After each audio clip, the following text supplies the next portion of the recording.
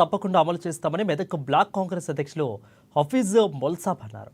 BRS 10 సంవత్సరాల పాలనలో 11,000 కోట్ల రుణమాఫీ చేస్తే కాంగ్రెస్ ప్రభుత్వం ఒక్క సంవత్సరంలోనే 20,000 కోట్ల రుణాలను మాఫీ చేసిందని అన్నారు. అదేవిధంగా రైతుల గురించి హరీష్ రావు మాట్లాడితే దెయ్యాలు వేదాలు వర్ణించినట్లు ఉందంటూ కూడా విమర్శించారు. ఈరోజు మెదక్లో మాట్లాడుతూ కాంగ్రెస్ ప్రభుత్వం తెలంగాణలో ఇటువంటి పని చేయలేదు, రుణమాఫీ చేయలేదు, రైతు బంధు చేయలేదు మాట్లాడుతున్నారు. అయ్యా హరీష్ రావు గారు, అదే బీఆర్ఎస్ నాయకుల తప్పకుండా ఏదైతే మా ప్రభుత్వం 6 హామీలు ఇచ్చిందో తప్పకుండా అమలు చేస్తాం.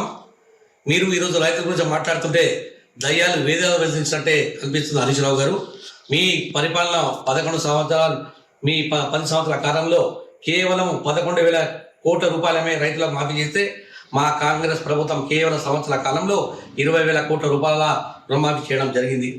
అదేవిధంగా రైతు బంధు అని చెప్తున్నారు. ఈ నెల 30 రూపాయలని అందరికీ రైతు బంధు రైతుల ఖాతాల్లో జమ కావడం జరుగుతుంది.